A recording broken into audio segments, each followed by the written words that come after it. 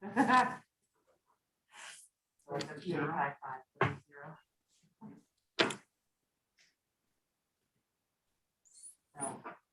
out of time here. Wonder if You text him.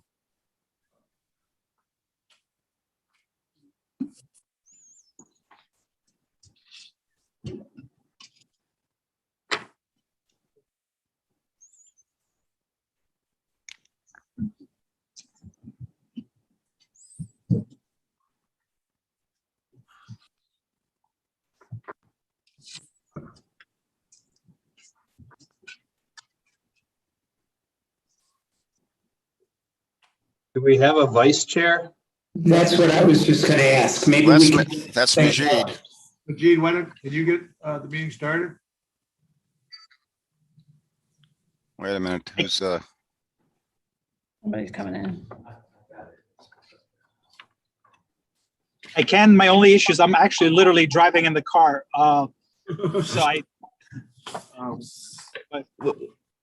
So I don't have the agenda on, but we can start the meeting, call the meeting to order. Can we do a roll call, please? Sure. Good morning, everybody. I'll call out the names, and if you could just make your presence known here. Matt Carroll. Here. David Gilbert. Here. Majid Malouf. Here. Trevor McAleer. Here. Michael Obi. Tim Oftermatt. Here. Joe Roman. Here. Roshonda Smith. Here. Mayor Sellers. No. And Diane Downing's here Diane too, Downing. for the moment. Yes, Diane Downing. here's Michael Obi. Mr. Obi.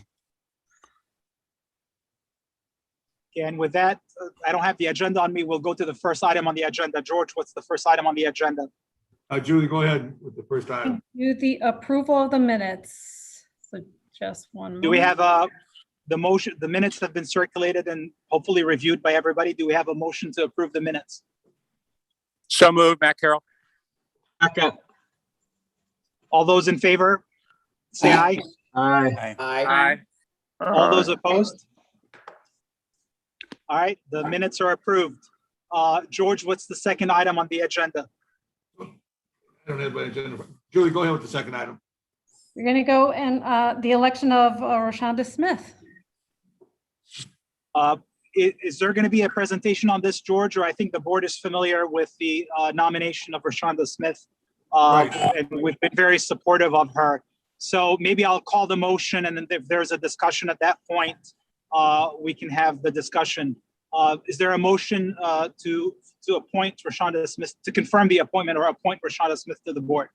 I'd like to move it. It's Diane Downing. She was my former colleague at Huntington, and I'm very excited that she's going to be joining the board. Thank you very much, Diane. Is there a second? I'll second it. It's Tim. Okay. Is there any discussion, anybody who would like to speak to or against the nomination? Hearing none, let all those in favor say aye. Aye. Aye. All those opposed, say no. Thank you. The congratulations to Ms. Smith and our newest member of the board, and we're all very happy and proud to have her on the board. I don't know if is she with us, George, or? Yes, she is. Yes, she is. Welcome, Roshonda. Well, welcome very much. My apologies, I'm driving in the car, so welcome very much. We're very excited to have you on the board. Thank you so Yeah. much. Equally as excited to serve. Thank you. Thank you. Julie, what's the next item on the agenda? It is to recognize Diane for her service. Thank you. Just, yeah, Mayor was going to say a few words and speak to her and say. I can say a few words if that's okay. Sure. On King, I'm not a official board member, but I came here about 3.5 years ago, and I will say that Diane was one of the first people I met, and I will say that her legacy has really formed how we do our reporting here through the CCCFDC, especially with our annual plan.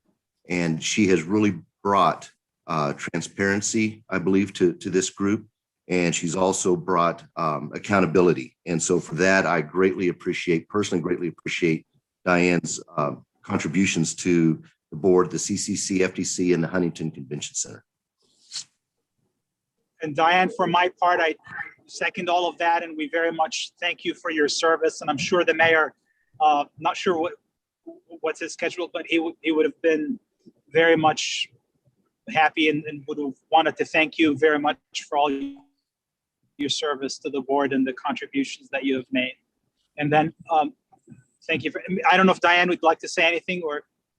No, I'd just like to thank you both for your comments and thank everyone for the opportunity, and to say that I wish all of you the best as the city, the county, the country reopens. I know that with the wonderful facility we have, that you all are going to be extremely successful as we go forward. So thank you again.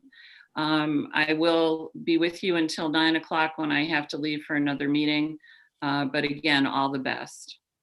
Thank you, Diane. Thank you, Diane. Diane. Thank you so very much. And I think I speak on behalf of the entire board in terms of our appreciation, and actually the staff of the corporation as well. Julie, what's the next item on the agenda? Executive Director's Report. Hey, George, Julie, before you do that, let me just make one introduction so people aren't confused. As you know, for all of our past board meetings, Emily from my office has been our recorder and keeper of the books. So you'll see on the screen Stephanie Schmaltz. Emily has, after many years of service at Thompson Hine, taken a job in-house at a corporation client of ours in another city. So she'll be moving. So I just wanted to introduce you to Stephanie, who's has actually done corporate work. She's also in our group in construction, and she's done corporate work, and she'll simply be taking the role of being the recorder, preparing diligently the notes, and just helping administratively. So I just wanted to introduce you to Stephanie. Thanks, Jeff, for that, and welcome, Stephanie. Happy to have you. Yeah. Thank you. Excited to be here. Thank you. George, the floor is yours for the Thank executive you. director's report. Thank you, thank you. The first item I wanted to discuss was our budget for this year. As you know, it's a tough year to figure out how to budget. We don't, figure out when the shows are coming back and what we're going to be doing. We did put together a budget. We felt in a conservative manner, and we had anticipated that we would break even on our budget this year. Given that we're not going to have, we wouldn't have any shows in the quarter, and start ramping up a little bit in the second quarter, and third and fourth also ramping up. But right now we're on budget. We feel that we're going to break even. We feel we're also going to be able to put some money away for our funding of our capital expenditure. So far, so good is what we're anticipating. Any questions on the budget or? Yeah, the ASM team will go into a little more detail on that. Capital improvements, we finished all the COVID-19 improvements. Walking around the convention center, it's fabulous to see them, from the escalator railings having indications that they are cleaned as they rotate, to the automatic doors where you wave your hand and the door opens for you, and the special air handling equipment. Has been tremendous. We think that's going to be a big impact going forward in terms of that we have this stuff already done and that we're aware of it. And in terms of just, sales and things like that, we think that's going to be a big plus. We geared up, and they'll talk about the first show we had here, the bridal show, a couple weeks ago. When we had to lay off all our people and cut back, it was hard to regroup and get the staff back up and running. So the management team here at ASM kicked in, and I think, Julie, do we have any of those? Yeah, there we go. The management team kicked in and worked with our maintenance staff right up to Ron, and there we are. We got more management people here, and including uniforms and everything to get us up for the bridal show. And Dave Johnson, there you go. So they did a wonderful job. What's that? You booked 2 weddings from that show? And the Hilton booked 2 weddings. That's great. Excellent. The only other item, and we have to rebuild our staff here. And it's not easy to find the people, but our people that are here are working overtime to accommodate things. So we're very pleased with everything they're doing. And we have a great staff. Public call. We need to. So, real quick on how many people are you looking to hire right now? Is there a number, or where are we at with that? So great question. So we're ramping back up. And this was going to be part of my report, but I'll get into this now. Part of our challenge is in April, we have some events, and in May we have 0 events. And then in June, we start back up slightly and begins increasing in June through July and into the rest of the year. So right now we have openings for security guards.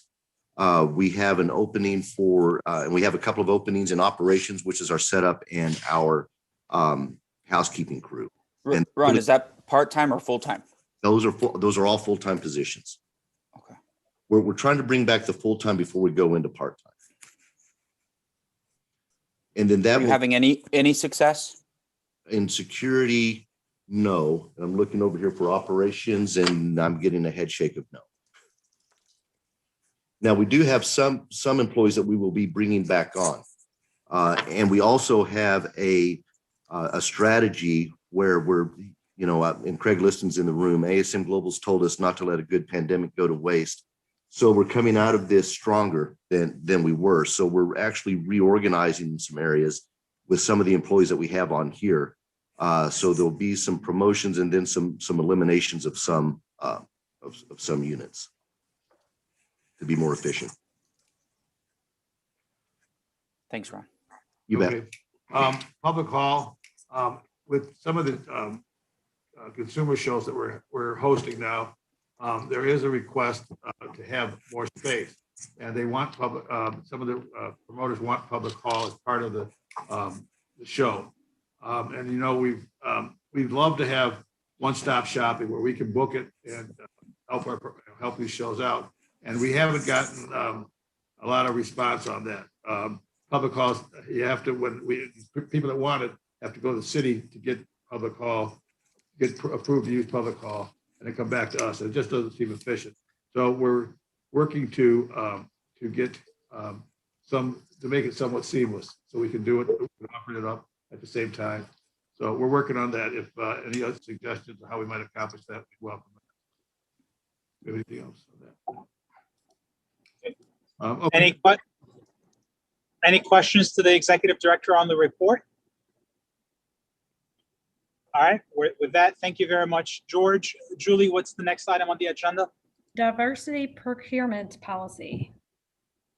And who is addressing that? Actually, Mayor was going to be addressing this. So can we push this later on the agenda and then move to the next item? Sure. Yep. Next item would be Ron, the convention center update. Great. Ron, the floor is yours. Thank you. George mentioned the budget and really is kind of like throwing darts at a dartboard in the dark. But so far, as George said, so good. Currently, we have about $110,000 surplus compared to budget. So that's the good news. We are cautiously looking into the future. We still have one of our large events for July that may cancel. The reason it may cancel, it's a food show.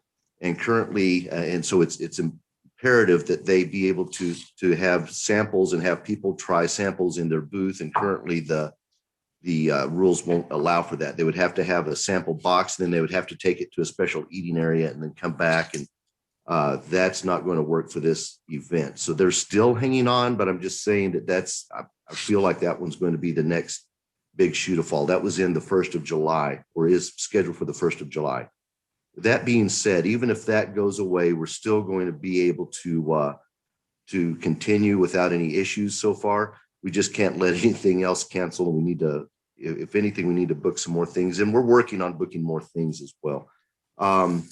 So in fact, for the sales portion of the report, we've booked 12 events, 2021 and beyond, which is about 11,000 room nights, over 200,000 attendees. with some good revenue in it. So that's the positive. We continue to book events through this. On capital projects, when you come back into the building, you'll see that we have new concourse furniture in our common areas. And we are currently working on our Wi-Fi and LAN design. The project that you approved on the last board meeting is in progress currently. So those are the good news from the convention center. We continue to do the courts. George mentioned that we did have a bridal show. It was called Today's Bride. That was weekend before last weekend, but time flies when you're in COVID. I do want to say we had some extremely positive response. This was a show that had previously been at the IX Center. And this was their first time at the convention center. The show manager said to me that she was glad that she was forced to come to the convention center. She had no idea what she was missing. We had great comments from the exhibitors, great comments from the show management, and even the attendees. And I actually, Julie, can you pull up the LinkedIn comment that I had? So I found this on LinkedIn, and I don't know if you can read it or not, but this was someone who used to go to the show as an exhibitor and went as an attendee. I think it was for her daughter's wedding. And she even mentions in the bottom, she thanks the convention center and Today's Bride management. And in the bottom of it, she talks about how safe she felt. And she even talks about some of our upgrades that we did. So I thought that was fantastic coming out of the LinkedIn world from someone that we didn't even know was here. And coming up, we currently have this weekend, we're going to have a dance competition in. We expect about 650 people throughout 2 days. It will be socially distanced. We have it set up so when one group is performing, the other group doesn't come on until the stage has been cleaned and sanitized and the next group comes on. So we feel very good about that. We feel like we can do that in a very safe manner. We also have next week, I believe it's on Tuesday, Lunch with a Legend that we're looking forward to. So that will be our first big catering event coming back. And currently we're serving with the NFL as COVID testing site and accreditation site. Like I say, in May, we go dark, and then in June, we start coming back. So that's the report from the convention center, and I stand ready to answer any questions. Ron, I just have two questions. The Wi-Fi, you said the work is ongoing. What's the status? What's the estimated completion date and where we are in it in a little bit more depth? And then you caught my attention with the being a COVID testing center, how we're doing that, where, and how somebody gets tested. Those were my questions. Sure, you bet. I'll take the second one first, and then I'll let Mike take the first one second. So as far as the COVID testing center, this is something that the NFL is doing, and as for visitors, they're doing it down in the ballroom. So they have medical personnel down there that are administering the tests. So we're really pretty hands off on that as far as the testing center, and it's only for the NFL staff. And I'll let Mike talk about the Wi-Fi. Yep. As far as the Wi-Fi goes, we're getting shipments in right now of product from Cisco. A lot of it has been delayed with everything going on, the supply chain. But so we continue to get product in, and the project should be completed by the end of August. Thank you. Any other questions to Ron or his team? Well, thank you very much, Ron, for the report. And Julie, what's the next item on the agenda? The Hilton Hotel report. And who's presenting on that? Larry and Terry. Larry and Terry, I turn it over to you. The floor is yours. Thank you. Thanks so much. Julie, you want to go to the next slide, please? Sure. Go.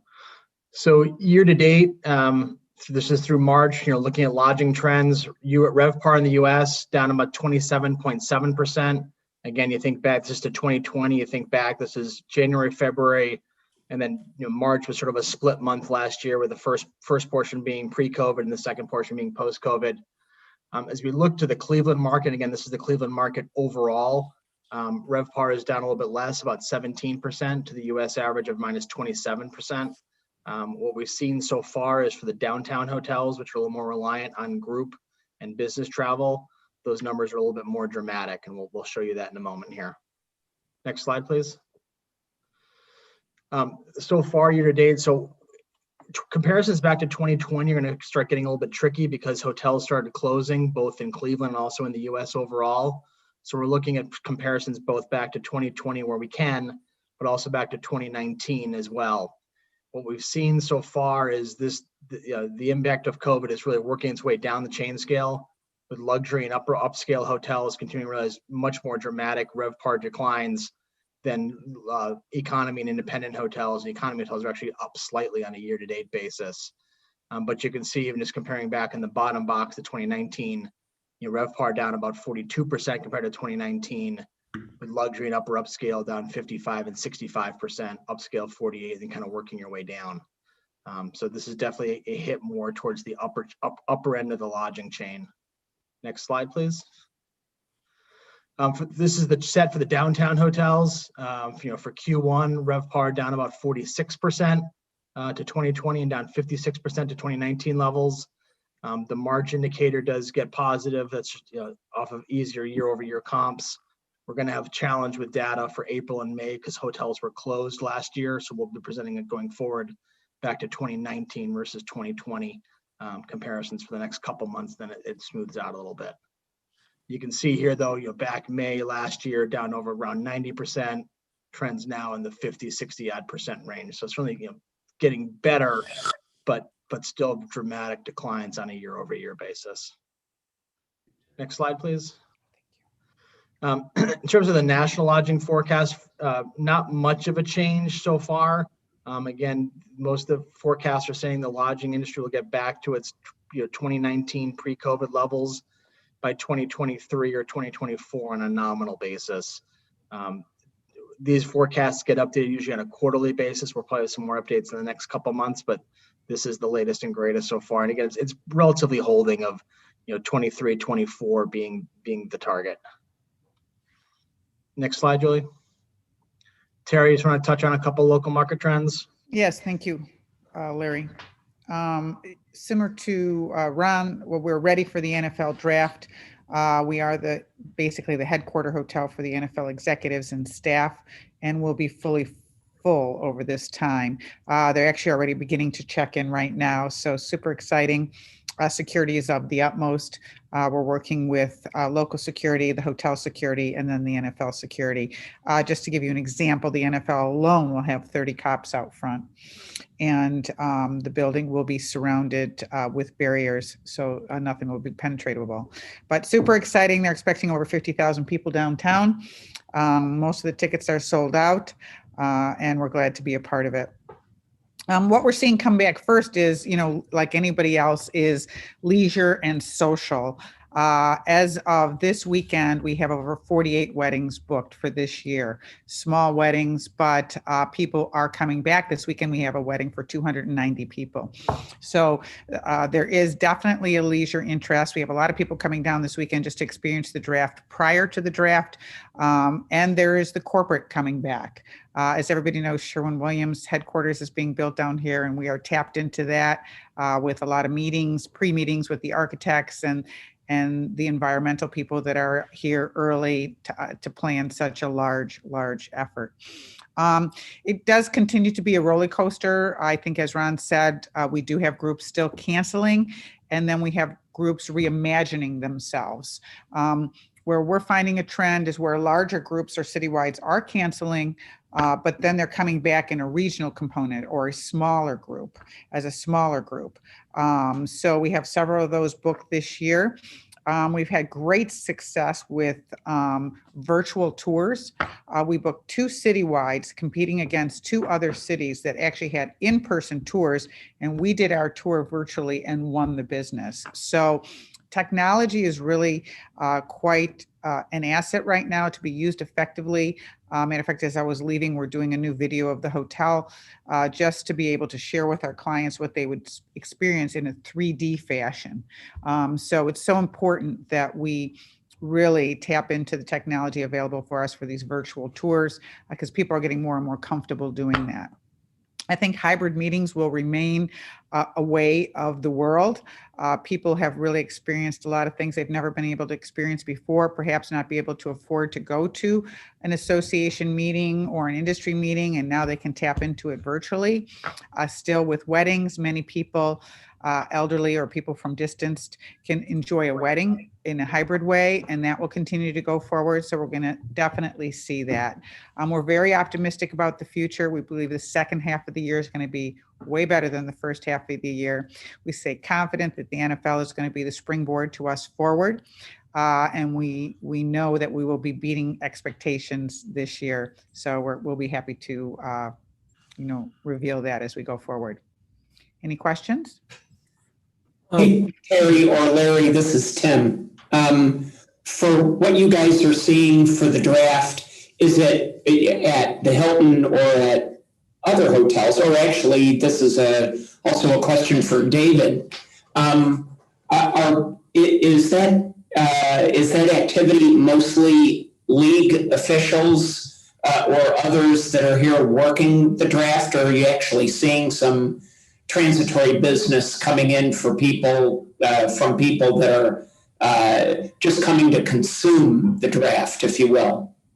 It's the NFL themselves are taking up a huge block, but we are seeing really good activity downtown, and from what we, at least anecdotally, starting in some of the suburbs too, from fans. So we the numbers are actually, despite COVID, I mean, obviously not what it would have been, but we're seeing really good numbers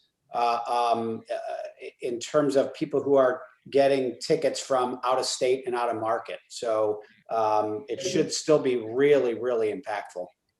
Excellent. Terry, two questions. I know when COVID started, we were serving as a place for healthcare workers. Curious where that stands today, if that's still ongoing. And then two, what is the occupancy, on an average night of the 600 rooms, how many, I understand the rates, but in terms of how many rooms are actually occupied a night on an average basis, and how that compares to years before? Well, I mean, pretty much in parity, what Larry said, we do continue to ramp up. So every month is better.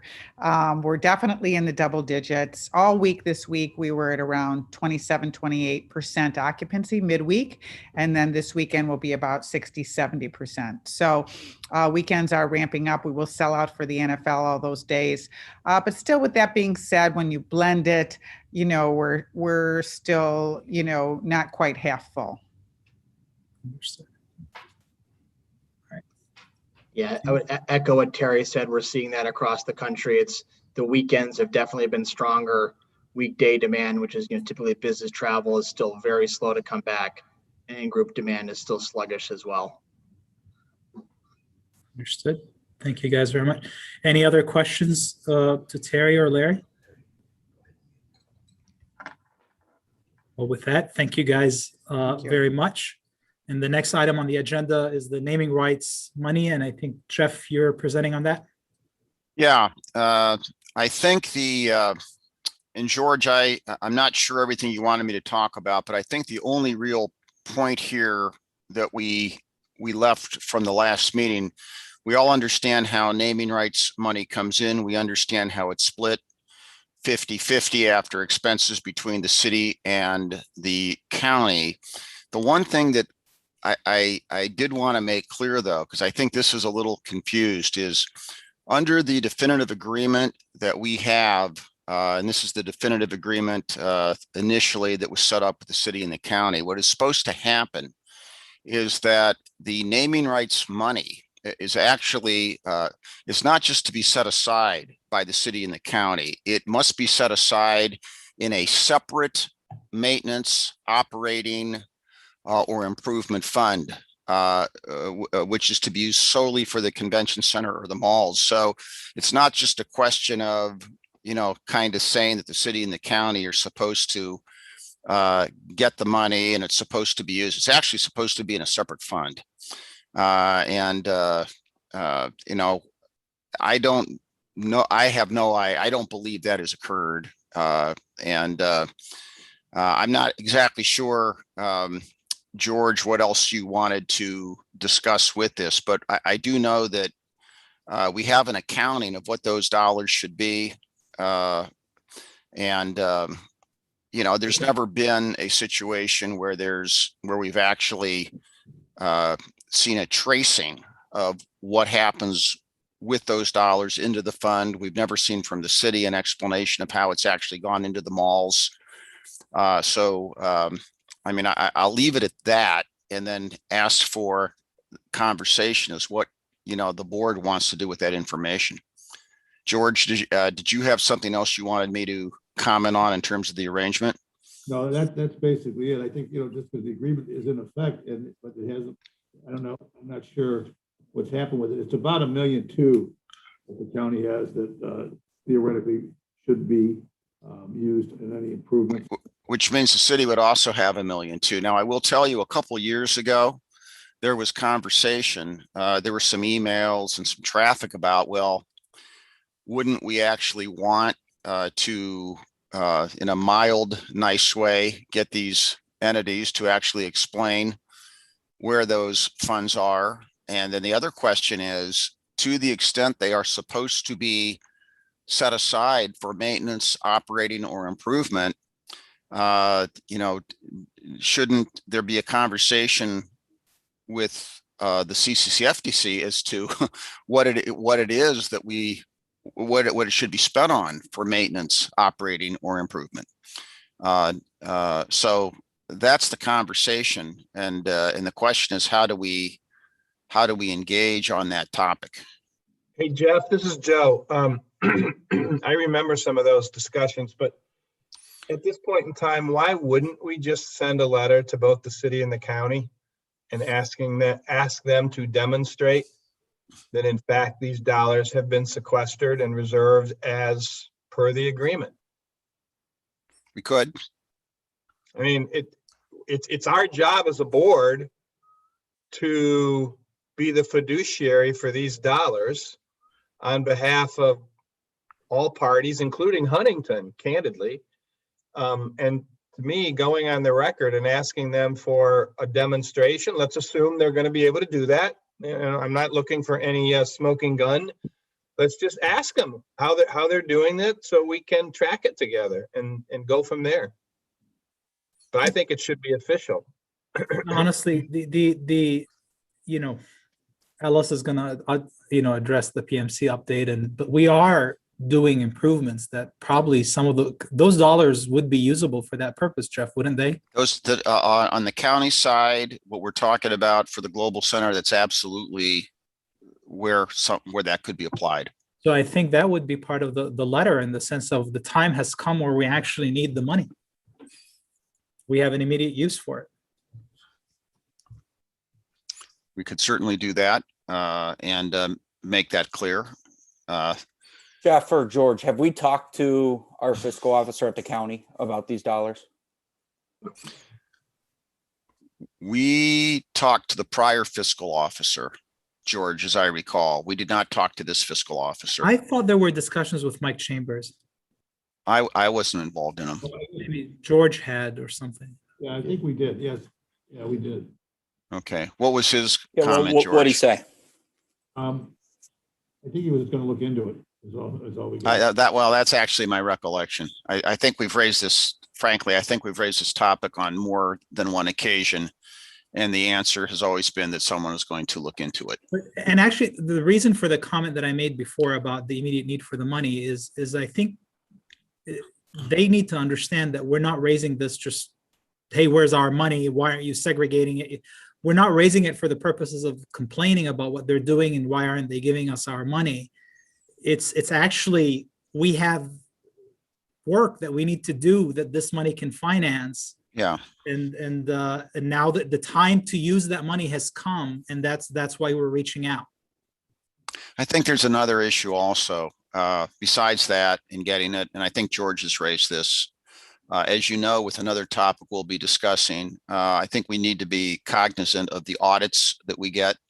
And frankly, this is an auditable issue.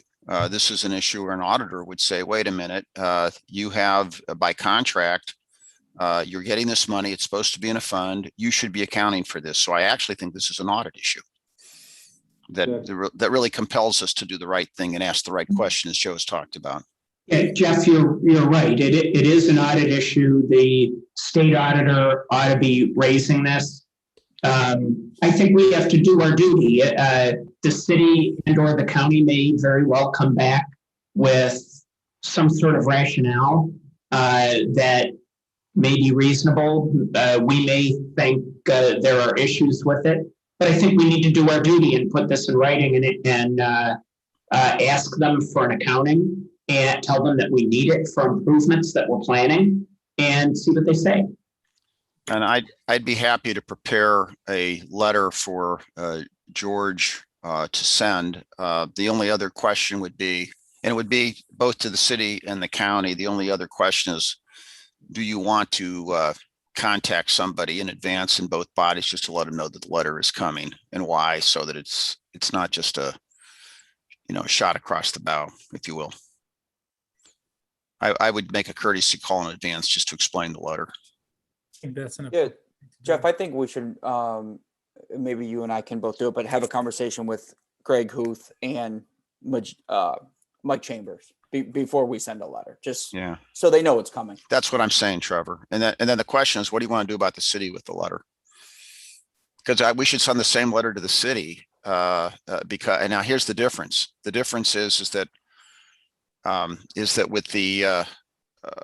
with the county, those are dollars that are to be applied to the building or to our building. Now with the city, they apply it, and here's your question, they apply it to the malls.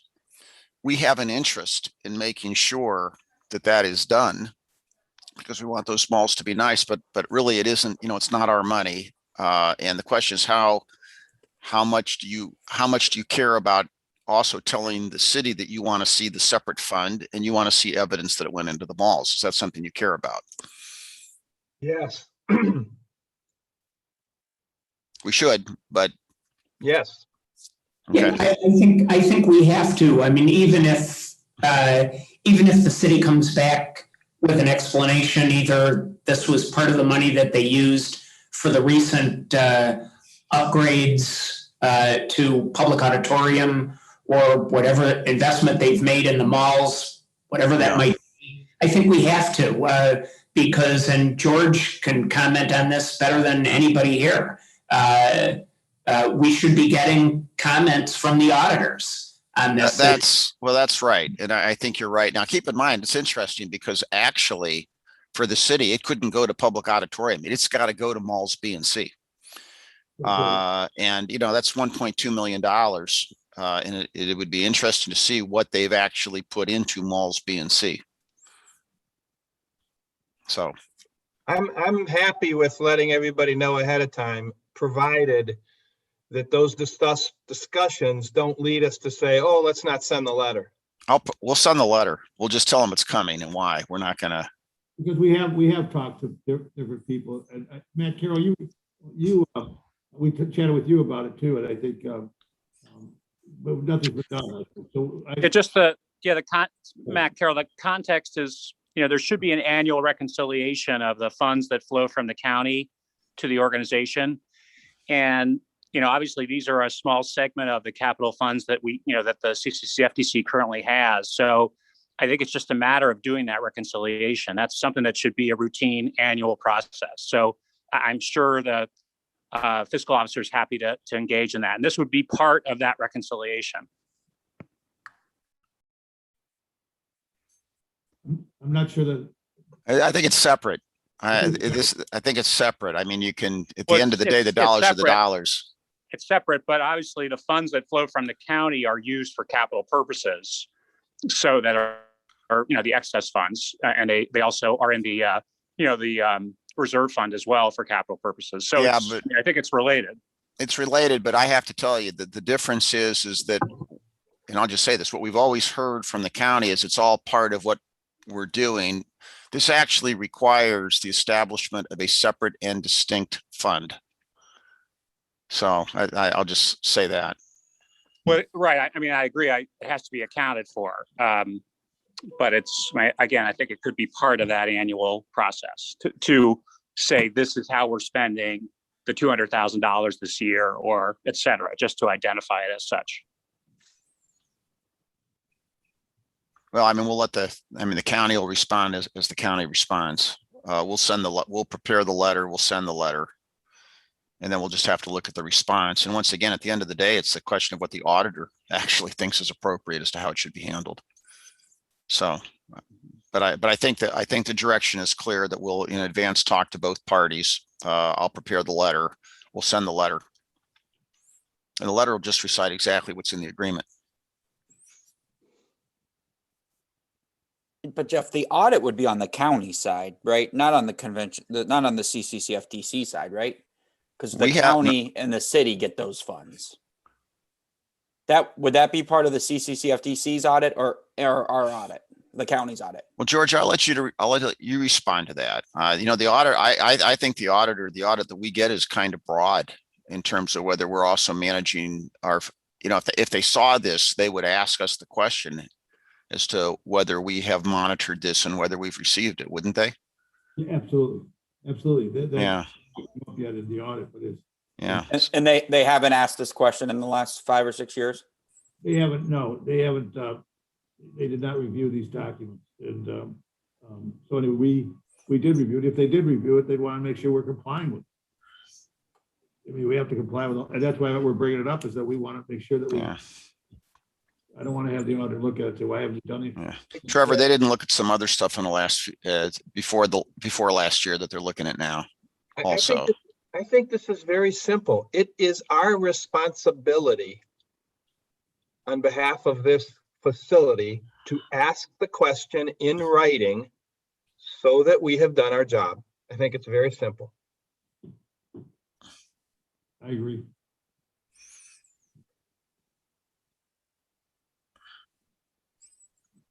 well, I'll certainly prepare the letter, and I will, as I do with other stuff, I'll distribute it to the board just so you can see it, and we'll see what the responses are. And we will, and Trevor, we can make that call ahead of time. Okay.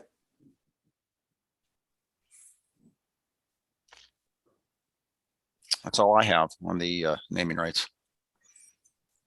Anything else on that topic, guys? All right, the next item is an update from PMC from Ellis Katz. Does everybody know Ellis Katz on the, Jeff, why don't you quickly introduce Ellis, and then we'll have him do the presentation. Okay, Ellis Katz is in Project Management Consultants, which is a wholly owned subsidiary of our firm, and we do large scale management. Ellis was actually, Ellis has 2 qualifications. Ellis formerly was at Portman and led their national design group in hospitality. Ellis was actually our owner's rep on the Hilton Hotel project. Got the job with me primarily because of his look. We hired bald, beard, and glasses at our firm, and Ellis, as you can see, fits the mold perfectly. So go ahead, Ellis. Thanks for the introduction, Jeff. Nice to meet everybody. As you know, we've been before you start, I probably am compelled to disclose that Ellis is also my owner's rep on the Rock Hall expansion project. So just so everybody is aware of that. That is indeed true. We've been retained by the CCCFDC and ASM to manage the criteria architect design and construction aspect of converting the Global Center from a medical mart into more meeting and convention space. And so as a part of that, your committee has selected TVS Architects as the criteria architect. And so just a brief update. What we've done so far is had a couple meetings. We've had a programming charrette with a small group committee to get feedback with regard to what the best kind of programmatic solutions could be in the Global Center. And we've also had a preliminary meeting on some preliminary master planning ideas based on that programming. As a result of that meeting, I think there's going to be more committee discussion with regard to giving TVS direction as to how to proceed to the next phase. Once they get that direction, they'll use that along with working with CSL, your consultant, for looking at the pro forma return on your investment of that conversion to develop a return on investment summary that we can then approach the county with regard to their support to this project. Any questions? Ellis, this is Ron King. I might add that in those in the design charrette, we also had clients involved, so that we're getting client feedback, which I think is important. Yeah, that was very helpful. Anything else for Ellis? Well, Ellis, thank you very much for the presentation. A question for George and Ron. I'm hindered by the fact that I actually missed the last meeting on the diversity procurement policy. I was in Washington, D.C. when you guys had it. Are any of you able to address it, or should we just push it off to the next meeting? I can address it and at least have for discussion. Julie, if you could pull it up and we can decide, or you as the board can decide if you want to vote on it or not, but I can certainly discuss it. Sure. Diversity? Yeah, diversity and procurement policy. We went back to the last item that we skipped over because the next item is executive sessions. So.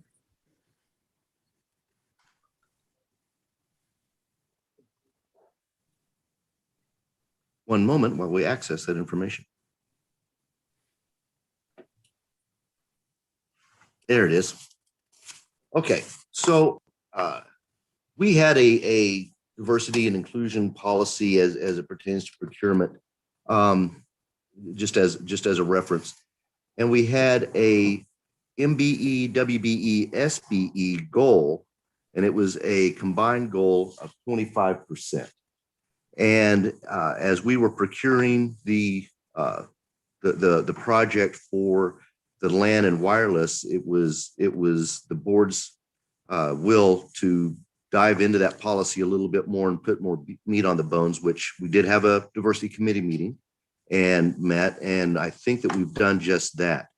So just as a high level, we have two categories: capital expenditures and operating expenditures, materials, goods, and services. And the committee came up with some numbers.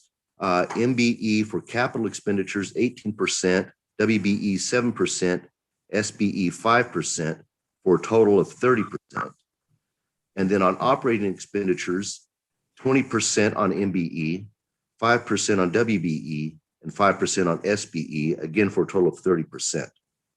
Now, what's even more, what I think is even better about this policy, as opposed to our last one, is on definitions. Well, definition D, let's talk about that.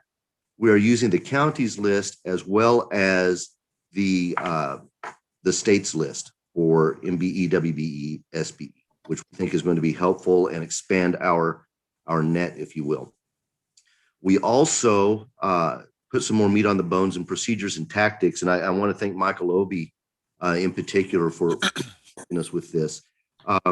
So what we're doing now is we've expanded how we can go out and get bids. And one of the things that we're going to do is we're going to work through the Urban League. And what I think is even the best thing that we're going to do is more of a proactive move.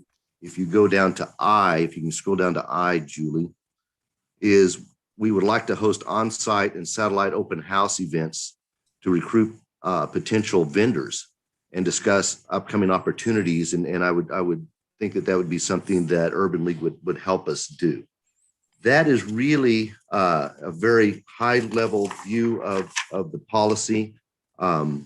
These are goals, and we feel very good about moving forward with this. So I would ask Mr. Vice Chairman if you'd like to ask for a vote. Sure. Any of the board members has any questions on this to Ron or anybody else to discuss it further? Okay. Do we feel? Sorry, I do have a question. Absolutely. Go ahead. But prior to this policy, was there a baseline for For MBE, WBE, or SBE? So it was a combined, they weren't separated out. It was a combined goal of 25%, and we were reaching around 17%, I think is where we were. Is that about right, Mike? Does that help?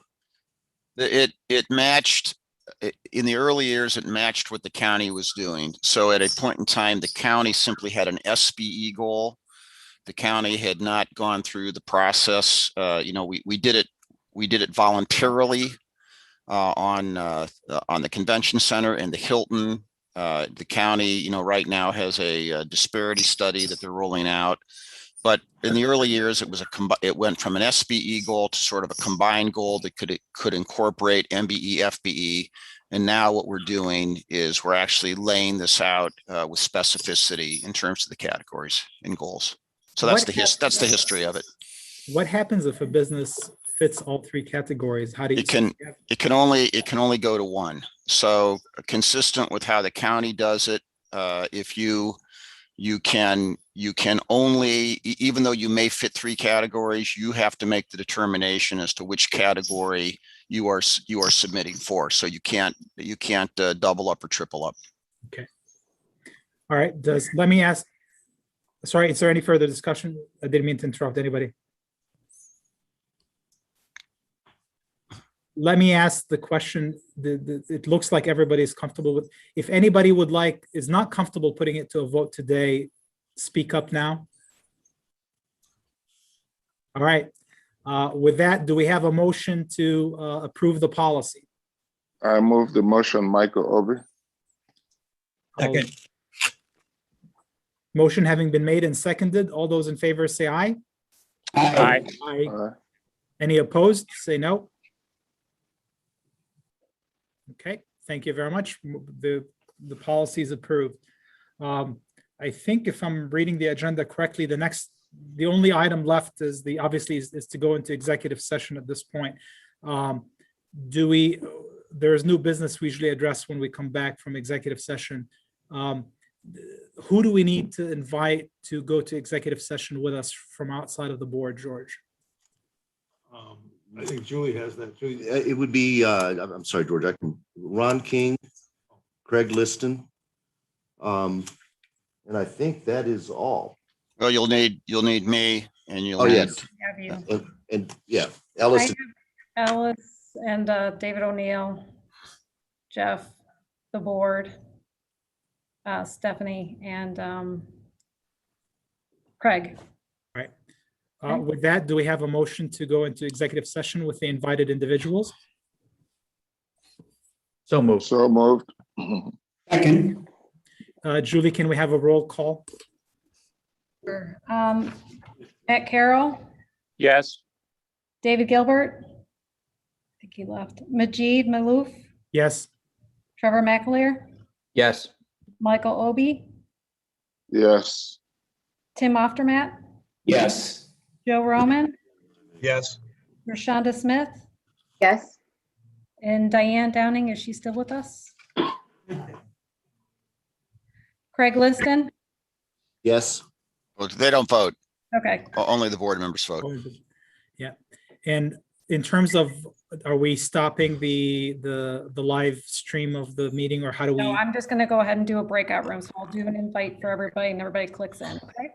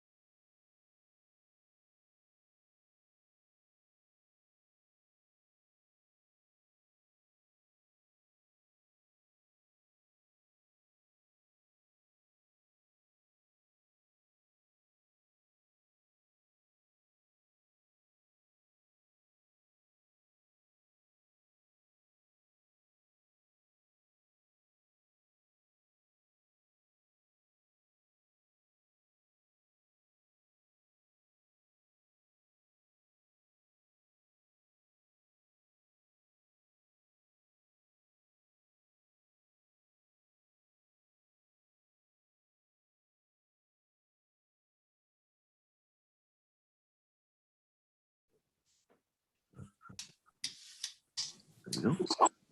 Yeah.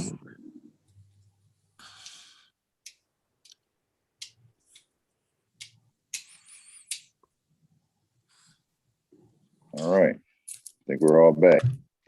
All right. As for motion to resume, I don't think I need to have a motion to resume the meeting. Yes, I do. Yes, I do. I ask for a motion to resume the regular board meeting of CCFDC. So move. All right, is there a second? Second. All right, all in favor, say aye. Aye. Aye. All right, thank you. That concludes, with no further business, that concludes the CCCFDC meeting for the day of April 23rd, 2021. I ask for a motion. Go ahead, Julie. I'm sorry, I was just gonna say, if you wanted to mention that the July board meeting might be. Oh, yeah. Come up in person. Right, Julie, the date of that is July 23rd. The next meeting is going to be July 23rd. Thank you, Julie. July 23rd, 2021. We're going to do a live meeting then back at the CCFDC headquarters in the Global Center. So that time is at 8 a.m. And we will get the correspondence from Julie along the way, but I just want you guys to put that on your calendar. Okay? I will send that out. All right. Thank you, Julie. All right. I'm asking for a motion to adjourn. So moved. Second. And it's been moved and second. All in favor, say aye. Aye. Aye. All right. Everybody have a good day. Thank you, everybody. Thanks for all the help. Thank you. Thank you. Thank you. Meet you. Mayor